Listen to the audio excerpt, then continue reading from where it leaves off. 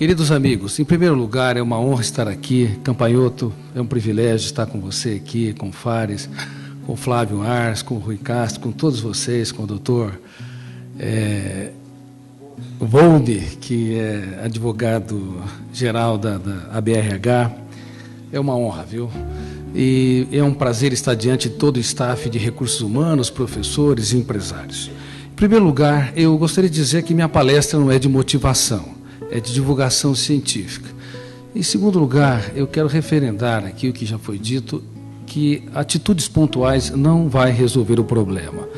A problemática da farmacodependência exige uma agenda contínua para que possamos atuar como atores principais no teatro social. Caso contrário, nós vamos estar realizando eventos que não surtirão uma praxe, um efeito capaz de mudar o status quo desse grave conflito psicossocial. E no mundo todo se faz conferências, e no mundo todo a eficácia é muito pequena.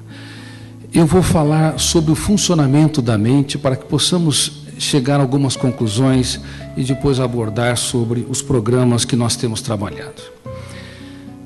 Queridos amigos, Freud, Jung, Adler, Piaget, Vygotsky, Schopenhauer, Hegel, Kant e tantos outros pensadores na filosofia e na psicologia usaram o pensamento pronto para produzir teorias sobre a formação da personalidade.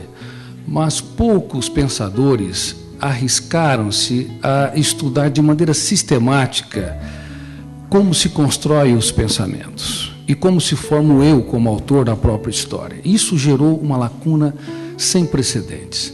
Até hoje, nós não entendemos por que o ser humano não é protagonista da sua própria psique. Ele dirige carros, empresas, dirige aeronaves, mas é um péssimo diretor do script da sua própria história. É um péssimo gestor dos seus pensamentos e das suas emoções.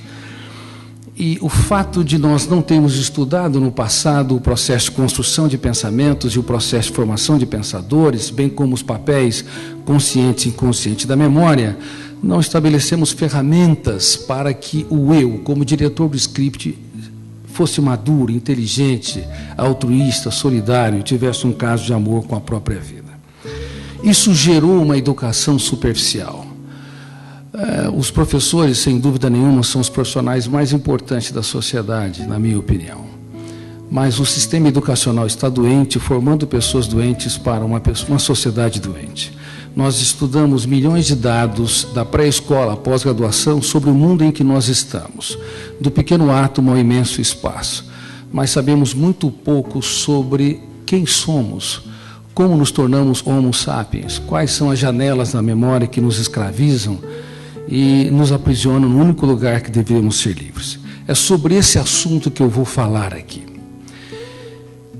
Eu tive o privilégio, falo isso com muita humildade, de desenvolver uma das poucas teorias mundiais que estuda o processo de construção de pensamento e o processo de construção do eu como protagonista da nossa própria história. E em cima dessa teoria, que reitero com muita humildade, novamente eu falo, que é estudada a nível de mestrado e doutorado em algumas universidades fora do país, que vai se pautar a minha preleção. Em primeiro lugar, elementos básicos da nossa psique, tão básicos como andar, como se nutrir, não foram analisados. Nos computadores, você e eu somos deuses. Nós arquivamos o que queremos, quando queremos, na hora que queremos. No córtex cerebral, somos deuses quanto ao registro das informações? O que vocês acham? É uma questão fundamental. Na verdade, o registro na memória não depende do eu, da vontade consciente. Depende de um fenômeno que eu chamo de RAM, registro automático da memória. Poderiam repetir, por favor? O registro é automático. Se você detesta alguém e quer varrê-lo da sua história, tenha certeza, ele vai dormir com você e estragar o seu sono. Porque o registro é automático. Parece tão simples, mas isso não foi incorporado na psicologia, agora que está sendo incorporado. Pessoas de todos os níveis, inclusive intelectuais, ao longo da história, usaram mecanismos que nunca funcionaram para fazer a higiene mental, para gerir pensamentos, para administrar a sua memória. Nós excluímos, banimos, rejeitamos, negamos, e esses mecanismos reforçam pensamentos perturbadores que queremos eliminar, pessoas que nos ferem, queremos nos distanciar, frustrações que queremos deletar e assim por diante. Portanto, se você quer viver dias felizes, se os nossos funcionários nas empresas querem viver dias felizes e saudáveis, se as nossas crianças e adolescentes querem desenvolver uma mente livre, tem de entender essa limitação. O registro não depende do eu. E tudo que está registrado não pode ser mais deletado. Esse é outro fenômeno fundamental, básico e que não foi estudado. Nos computadores, novamente, nós somos Deus. Nós deletamos o que bem entendemos na hora que queremos. No córtex cerebral, isso é impossível. Ninguém consegue deletar os seus medos ou fobias, ninguém consegue apagar as suas obsessões, os seus traumas, as suas privações e assim por diante. Por isso que o processo psicoterapêutico e psiquiátrico não é cirúrgico. Numa cirurgia, o médico abre a pele, rebate músculos e encontra um tumor e o extirpa. Na memória humana, isso é impossível, a não ser que haja processos mecânicos, como degeneração cerebral, tipo mal de Alzheimer, um acidente vascular cerebral, um tumor cerebral e assim por diante. Caso contrário, o nosso eu não tem habilidade, não tem ferramental para desarquivar, para destruir, para anular os seus traumas, os seus conflitos incorporados ao longo da própria história. Terceiro ponto fundamental. Nós achávamos que o eu pensa o que quer, quando quer. Ou seja, eu tenho liberdade plena de produzir os meus pensamentos, de construir as minhas ideias e imagens mentais. Isso é uma verdade? Essa é uma outra questão vital que deveria fazer parte não apenas do processo de desenvolvimento do ensino fundamental, médio, mas também nas universidades, no mestrado e no doutorado. Bom, o eu é o diretor pleno da construção de pensamentos? O que vocês acham? Se vocês estão falando não, vocês estão dizendo que metaforicamente, quando estão dirigindo um carro, não apenas vocês pegam a direção do carro, mas há outros fenômenos inconscientes que pode dirigir esse carro, pegar a direção e virar para a esquerda quando você quer virar para a direita, brecar quando você quer acelerar ou vice-versa. Se vocês estão dizendo isso, indica-se que a mente humana é extremamente complexa. A empresa humana não apenas tem um diretor financeiro, mas tem outras pessoas que podem usurpar o caixa da empresa e levá-la a um processo de falência. Bom, nós somos uma espécie altamente complexa, muito mais complexa do que nós imaginávamos até hoje, e de fato não apenas o eu é o construtor de pensamentos conscientes. Há fenômenos inconscientes que produz pensamentos sem a autorização do eu. Eles são importantes. Um deles eu chamo de gatilho da memória. No exato momento em que eu estou falando, cada gesto, cada palavra, cada verbo conjugado tempo espacialmente é compreendido porque o gatilho abre milhares de janelas e psicossemanticamente há o processo de interpretação sem autorização do eu. Portanto, sem o gatilho da memória e sem as janelas que se abrem em milésimos de segundos, nós jamais entenderíamos as milhares de imagens, de sons, de palavras, de estímulos no mundo externo. Esse processo não depende do eu, são mecanismos inconscientes. Por exemplo, uma pessoa que tem claustrofobia, que é o medo de lugar fechado. Ele, quando está num ambiente aberto, ele deu uma conferência, trabalhou em equipe de maneira segura. Mas quando entra no elevador, detona o gatilho da memória, que é um fenômeno inconsciente, abre uma janela especial, chamada killer ou traumática, cujo volume de tensão é tão grande que bloqueia milhares de outras janelas e o eu dele, que tem claustrofobia, não consegue encontrar milhões de dados nas janelas que não foram abertas, obviamente. Consequentemente, a sua segurança vai se derreter como gelo no sol do meio-dia.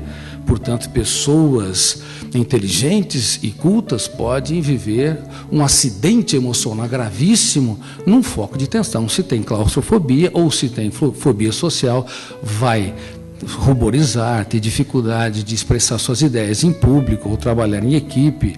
Se tem obsessão, vai ler continuamente uma janela por fenômenos que o eu não autorizou e vai produzir uma série de ideias fixas de conteúdo negativo. Ou seja, o eu, ele deveria ser um grande gerente da psique humana, da grande empresa chamada psique humana, mas ele não é preparado para ser o gerente, ele frequentemente é imaturo, ele não sabe gerir pensamentos, não sabe proteger a emoção e não sabe desatar as armadilhas da mente. É por isso que eu escrevi esse livro que eu estou publicando agora, Armadilhas da Mente. E nesse livro eu faço uma abordagem que eu fiz, inclusive há poucos dias, quando eu dei conferência para mais de 1000 auditores da Receita Federal. Eu brinco com eles, os profissionais mais temidos e não amados. Que são pessoas que eu tenho o maior respeito e a maior consideração. O eu deveria fazer uma auditoria da nossa psique para avaliar as nossas mazelas e misérias, avaliar os nossos conflitos, a nossa insegurança, a nossa dificuldade de gerir a nossa própria psique. Mas esse eu não foi treinado para fazer auditoria. Nós fazemos auditoria das nossas empresas, fazemos auditoria contábil, financeira, na área de produção, mas não fazemos auditoria da nossa própria psique. Não sabemos que devemos fazer a mais importante viagem que um ser humano deve empreender, uma viagem para dentro de si mesmo. Inclusive psiquiatras, psicólogos, que podem ser ótimos para ajudar os outros, acabam frequentemente não fazendo essa auditoria e, pelo fato de lidar com mazelas e misérias dos seus pacientes, não protege a sua emoção e também adoece com mais facilidade, tem mais propensão para transtornos psíquicos. Além do gatilho e das janelas da memória, existe um outro fenômeno chamado autofluxo. Ele lê a memória milhares de vezes, sem autorização do eu. Qual o objetivo? Produzir a maior fonte de entretenimento. A maior fonte de entretenimento é ou deveria ser não o sexo, a TV, o esporte, a literatura, a música, que são importantes, mas não deveria ser a fonte mais importante. Essas fontes são fontes colaterais. A fonte mais importante deveria ser o mundo das ideias, das imagens mentais, dos pensamentos produzidos pelo fenômeno do autofluxo. É ele que é responsável. No sonho, quando o eu repousa, no sono, quando o eu repousa-se, ele começa a produzir ambientes, circunstâncias, personagens e assim por diante. E durante o estado de vigília, ele é o grande responsável para você lembrar dos seus filhos, resgatar o futuro, ruminar o passado, criar circunstâncias, ambientes e assim por diante. O autofluxo tem um papel vital. Quando ele não consegue trabalhar uma série de imagens mentais, circunstâncias, ambientes para entreter, aspirar, inspirar, sonhar, fazer o ser humano sonhar, nós temos uma insatisfação de base inexplicável. Ainda que possamos ser aplaudidos e reconhecidos, nós vamos desertificar o território da emoção. E eu quero dizer isso, que os níveis de insatisfação são tão contraídos na atualidade, que a estabilidade da emoção é tão pobre e o nível de profundidade de prazer é tão diminuto que isso tem propiciado com que jovens e adultos no mundo todo partem para o uso de drogas. O Homo sapiens, nossa espécie, não está trabalhando os fenômenos mais importantes que nos torna exatamente sapiens, que nos torna seres humanos pensantes. Os fenômenos colaterais, os fenômenos coadjuvantes, os atores coadjuvantes que deveriam colaborar com o eu, para produzir entretenimento, criatividade, inspiração, eles têm conspirado contra a qualidade de vida, porque tanto em termos de qualidade quanto em termos de excitabilidade eles foram alterados. Eu quero dizer o seguinte, que no passado o número de informações dobrava-se a cada 200 anos, hoje dobra-se a cada 1 ano, e como nós temos um fenômeno que arquiva tudo automaticamente, como é que ele chama? Registro automático da memória. No centro da memória, chamado MUC, memória de uso contínuo, que deveria ser 1 a 2% da memória, que metaforicamente na cidade significa as farmácias que você frequenta, as ruas que você vai, os supermercados. Você frequenta no máximo 1 a 2% da cidade onde você mora, principalmente nas cidades médias e grandes.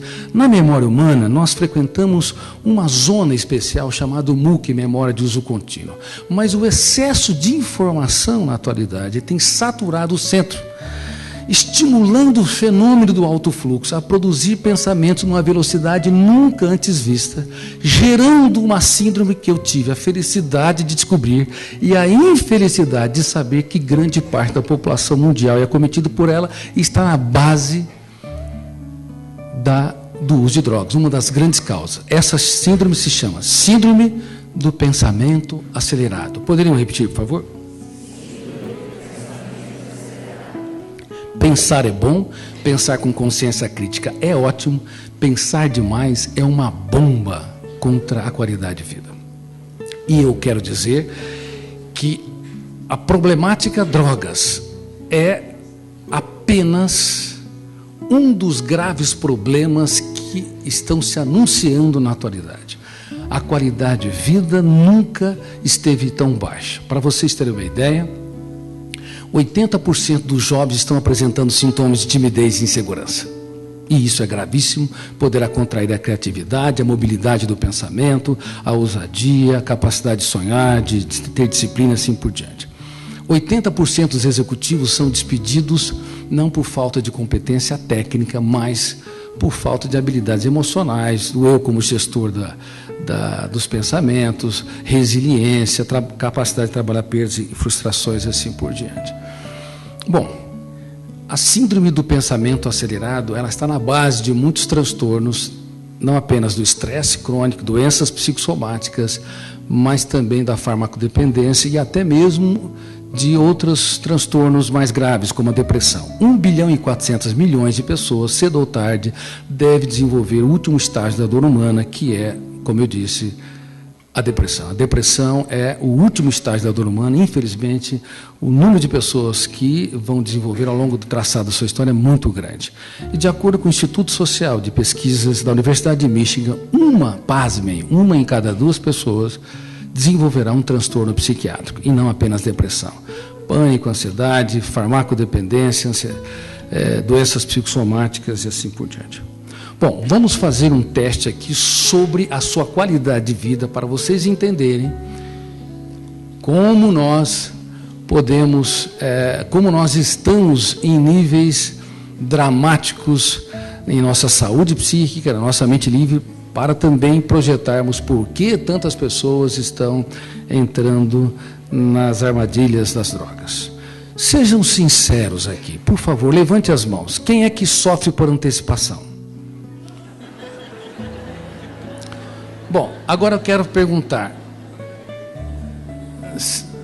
Sofrer por antecipação é fazer o velório antes do tempo. Quem é que quer fazer o velório antes do tempo? Bom, ninguém. Mas por que sofremos por antecipação? Porque o eu não é um bom gestor psíquico, porque o alto fluxo lê a memória milhares de vezes, devido ao excesso de informação, o excesso de atividade, o excesso de preocupações. Então, nós excitamos um fenômeno que é fundamental, e esse fenômeno, ao invés de colaborar, ele usurpa, controla o diretor financeiro, controla o presidente da empresa chamada mente humana. Outra pergunta, quem é aqui, por favor, cansado? Levante as mãos. Uma plateia de cansados. Tem pessoas tão cansadas que nem conseguem levantar as mãos direito. Parabéns, obrigado pela sinceridade. Vocês são normais, porque o normal na atualidade é ser estressado e tenso e irritadiço. E o anormal é abraçar as árvores, conversar com as flores, viver relaxadamente. Mais um sintoma. Quem tem dores de cabeça? Dores musculares, irritabilidade, baixo limiar à contrariedade. Sejam sinceros, ou déficit de paciência. Eu acho que nós deveríamos abrir um hospital aqui. Mais uma pergunta, e se me responderem coletivamente, eu vou encaminhá-los um mês para no Hotel Fazenda. Pagos pela Federação das Indústrias do Paraná.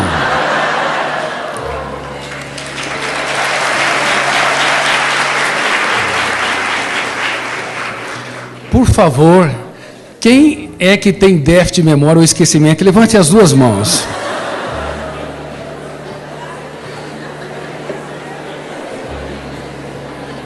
Bom, uma plateia de esquecidos. Para esse esquecimento, não procure o seu médico, porque ele também deve estar esquecido. O déficit de memória ele representa um grito de alerta do cérebro para o eu, que não consegue gerir pensamentos, ter um caso de amor com a qualidade de vida, proteger a emoção e administrar os pensamentos. Como nós não conseguimos, ele dá o grito, ele apaga os campos da memória na tentativa de pensarmos menos e protegermos mais a homeostase, o equilíbrio psíquico. Como não conseguimos, não apenas ocorre o déficit de memória, mas também uma série de sintomas psicossomáticos, como eu disse, dores de cabeça, dores musculares, dor na garganta, opressão, diarreia quando está tenso, até o câncer. Nós estamos muito preocupados com a explosão de índice de câncer, de tumores cancerígenos, que não se explica apenas pelo controle, pelo tabagismo, alcoolismo e poluição ambiental, pesticida e fatores genéticos. O ser humano hiperpensante, ele agride constantemente o seu corpo, e na época eu me formei na faculdade de medicina, um em 20 desenvolveu câncer. Hoje, pasme, 1 a 4 a 5 pessoas. Aumentamos em 400 a 500%, e com os colegas que eu tenho desenvolvido pesquisas, inclusive ligado a Harvard, tenho dito que o ser humano, o eu, que não é trabalhado para ser autor da própria história, ele pode agredir constantemente o seu cérebro e todo o seu corpo, e isso pode ser um fator também, junto com outros, que desencadeia ou acelera essas células egoístas que se multiplicam sem nenhum controle. Queridos amigos, essa é a situação do ser humano moderno. Nós mexemos na caixa preta do funcionamento da mente. Agora, uma outra coisa. Falei da síndrome do pensamento acelerado. Agora quero falar da síndrome do circuito fechado da memória, que também tive o privilégio de descobri-la, e a infelicidade de saber que grande parte da população mundial é cometida por ela. A síndrome SPA, ela leva a um baixo limiar para a frustração, uma incapacidade de lidar com contrariedade, uma dificuldade de traçar projetos de vida, estabelecer critérios saudáveis para ter uma mente livre, e, consequentemente, em pessoas mais fragilizadas, talvez não na maioria de vocês, mas as pessoas mais fragilizadas, elas acabam usando o álcool etílico, que é uma substância socialmente aceita e comercialmente livre, a cocaína, o crack, que são drogas ilícitas, como fator para aliviar a sua ansiedade, ou então como fator para produzir prazer, já que há um déficit enorme de encantamento, de alegria, de satisfação nas sociedades modernas. Quero dizer também que a síndrome do pensamento acelerado pautou por baixo o nível de autorrealização. Nós estamos na era da indústria do entretenimento. Qualquer criança e adolescente, por mais pobre que seja, tem acesso a horas por dia de televisão, ou de jogos de videogame, ou de outras brincadeiras que poderia propiciar o prazer. Nós deveríamos ter, neste século, a geração mais feliz e contemplativa de todas as outras gerações, mas estamos diante da geração mais triste, mais insegura, mais insatisfeita. A síndrome do pensamento acelerado nos leva a precisar de muitos eventos para ter migalhas de satisfação.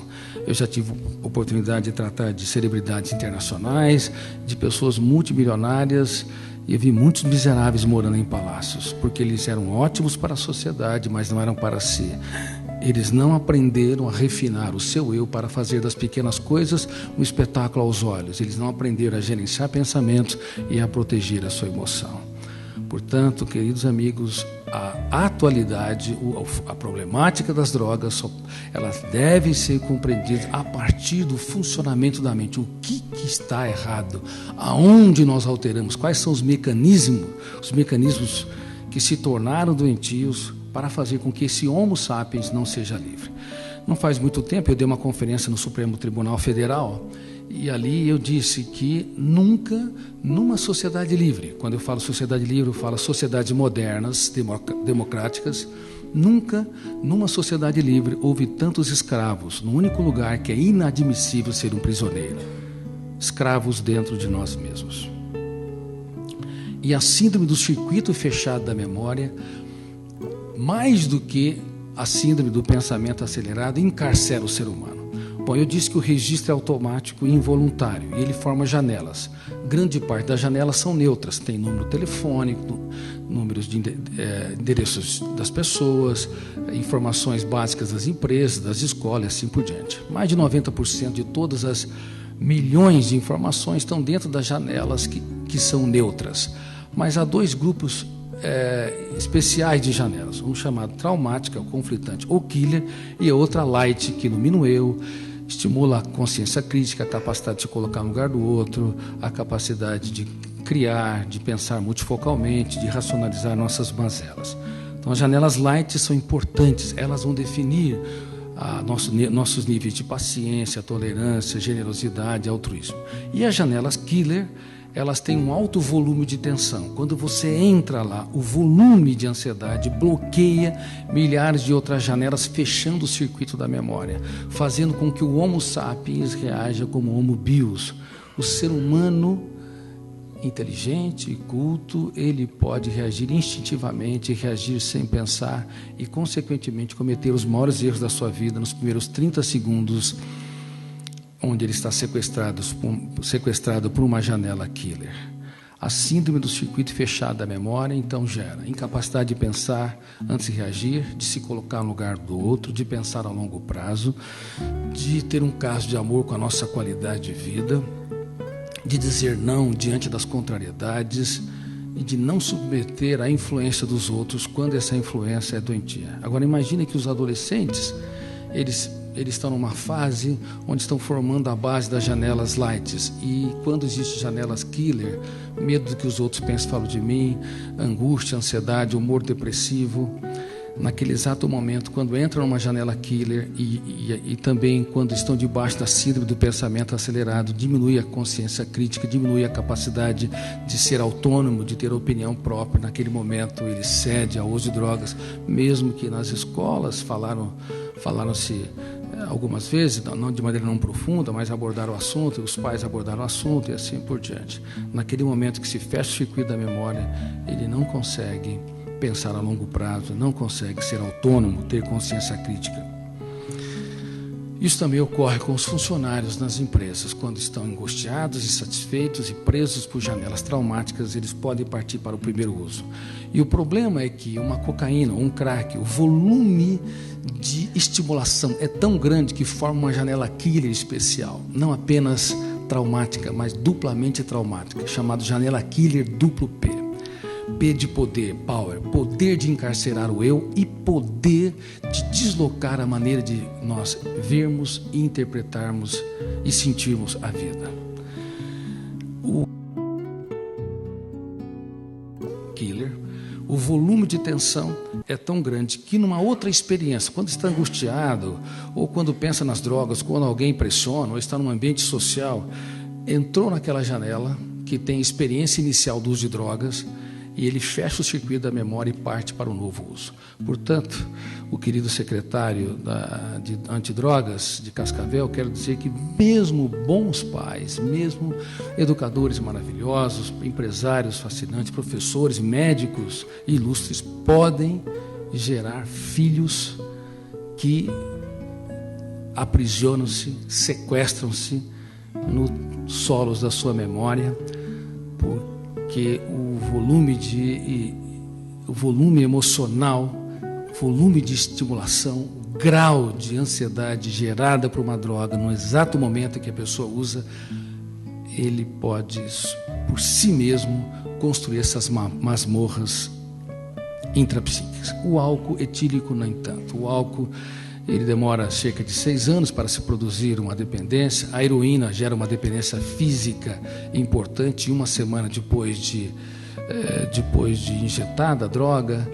Geralmente é injetada a heroína. Então se produz uma dependência física e psicológica alta. O álcool etílico também produz uma dependência física, mas como é ingerida e o efeito psicotrópico é menor do que o efeito dos opiáceos, então demora muito mais tempo. Claro que vai depender do tipo de personalidade, do metabolismo da pessoa, da carga genética, aí o processo pode ser acelerado ou prolongado. Mas o crack tem um efeito tão grande, tão intenso, que depois de algumas vezes a pessoa já financia essas janelas killer duplo P, encarcerando no único lugar que deveria ser livre. Queridos amigos, falando sobre o circuito da memória, nos primeiros 30 segundos eu disse, nós cometemos os maiores erros da nossa vida e os usuários também. Palavras que nós nunca deveríamos dizer para as pessoas que não são caras, são ditas nesses exatos momentos. Atitudes que nunca deveríamos tomar diante das pessoas que nós escolhemos, da pessoa que nós escolhemos para dividir a nossa história, são produzidas. Professores jamais deveriam expressar certas atitudes para os seus alunos alienados, arredios ou que têm atitudes inadequadas. São produzidas nesses momentos. E nesses momentos onde nosso eu é um escravo, nós pressionamos, aumentamos o tom de voz, criticamos, excluímos, punimos e formamos mais janelas killer no outro, mais janelas traumáticas no outro, consequentemente expandindo os horizontes da dependência. É fundamental que todos os empresários tenham a consciência de que os seus funcionários representam o maior capital das suas empresas. Eles representam a joia da coroa. E deve ter um canal não punitivo, não de estranhamento ou de exclusão, quando as pessoas usam drogas, mas de acolhimento, de generosidade e de altruísmo. Um ser humano é verdadeiramente feliz, estável e profundo emocionalmente quando ele tem coragem para investir na felicidade dos outros. O egoísmo, o egocentrismo e o individualismo nunca foram defesas saudáveis e nunca foram o baluarte das pessoas saudáveis e livres, mas das pessoas doentes. Empresas saudáveis, eu dei palestra não faz muito tempo para 50 empresas psicologicamente saudáveis. Empresas saudáveis são empresas que não têm funcionários que sejam plenamente saudáveis, porque ninguém o é. Haja vista que quase todos vocês estão com 3, 4, 5 sintomas da síndrome do pensamento acelerado.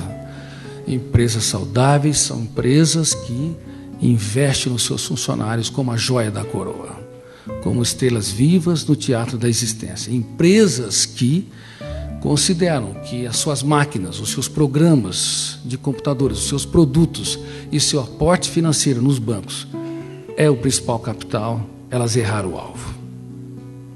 Elas acertaram no trivial e erraram no essencial. Nós precisamos ter um caso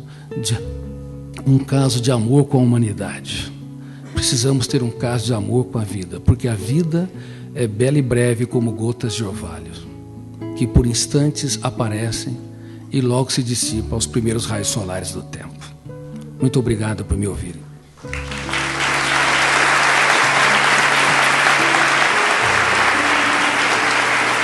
Muito obrigado. Muito obrigado.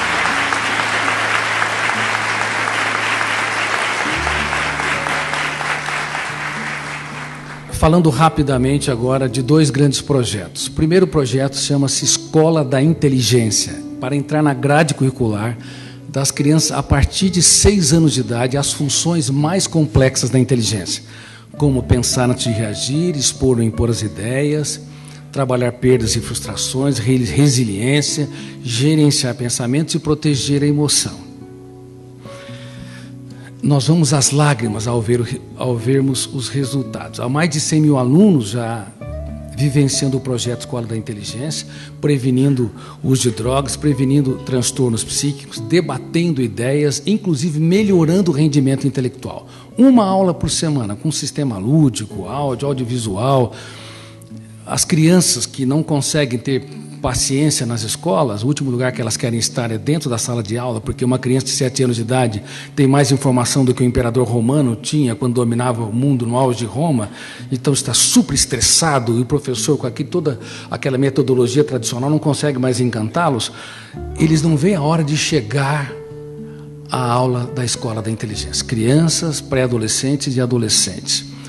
E é muito fácil de ser aplicado, e nós democratizamos o acesso, e eu renunciei aos direitos autorais do programa Escola da Inteligência para que ele possa ser aplicado em orfanatos gratuitamente e jovens de situação de risco.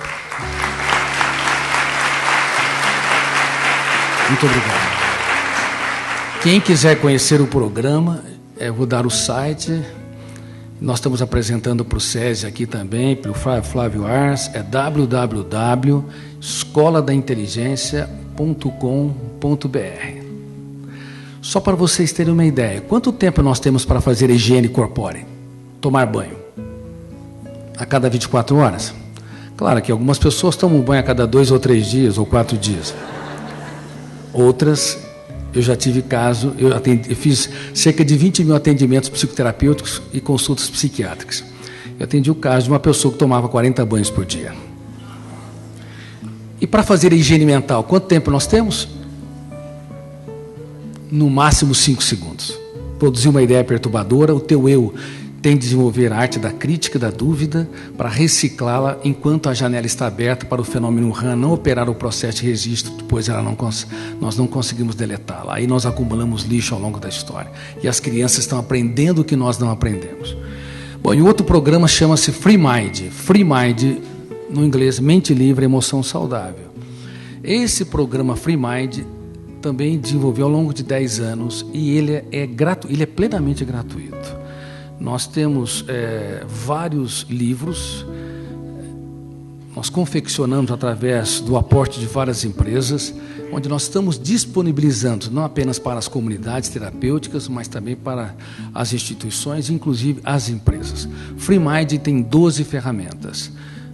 Citei várias delas: proteger a emoção, gerenciar pensamentos, os papéis consciente e inconsciente da memória, o autodiálogo, o diálogo interpessoal, o empreendedorismo, a capacidade de reeditar o filme do inconsciente, a capacidade do eu ser autor da própria história. Nós também ficamos extremamente comovidos com o programa, porque ele não apenas previne e reeduca a emoção no caso das pessoas que já estão usando, mas também ele estimula a promoção de qualidade de vida. Eu acho que quase todos vocês precisam praticar o Free Mind. Deveriam procurar um profissional de saúde mental. Brincadeira à parte, quase todos vocês precisam de refazer a sua agenda. Quem é aqui, por favor, que já foi traído de alguma forma? Levante as mãos. Tá, ótimo. Eu não vou perguntar aqui quem já traiu, porque seria indelicado. Mas eu quero dizer que todos nós já traímos nosso sono, nossos finais de semana, a nossa qualidade de vida, traímos o território da emoção. E o programa Free Mind é para resgatar todo esse processo. Eu quero dizer aqui que vocês acabaram de ganhar 500 livros do projeto Free Mind.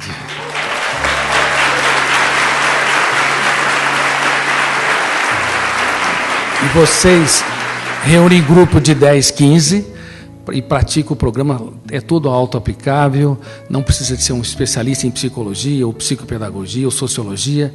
Mesmo pessoas que não têm experiência na área, pode trabalhar em grupo, fazer a dinâmica e estudar cada ferramenta uma vez por semana durante 2 horas. Nós também ficamos extremamente emocionados com o resultado. Bom, eu encerro a minha abordagem, depois ajudarei aqui no debate, dizendo que todo ser humano é um cofre. Não existe mentes impenetráveis ou irrecuperáveis. Existem chaves erradas. Não arrombe o cofre das pessoas. Quem é que já tentou mudar aqui uma pessoa teimosa? Levante as mãos. E quem é que conseguiu? Então, por favor, por que insistem? Não arrombe o cofre. Abra um canal de diálogo aberto com os funcionários da sua empresa. E, usando aquela frase do nosso querido amigo, as pessoas que mais precisam são aquelas que nós devemos investir mais, porque ninguém é desinteligente ou irrecuperável. Devemos nos fazer pequeno para tornar os pequenos grandes. Muito obrigado.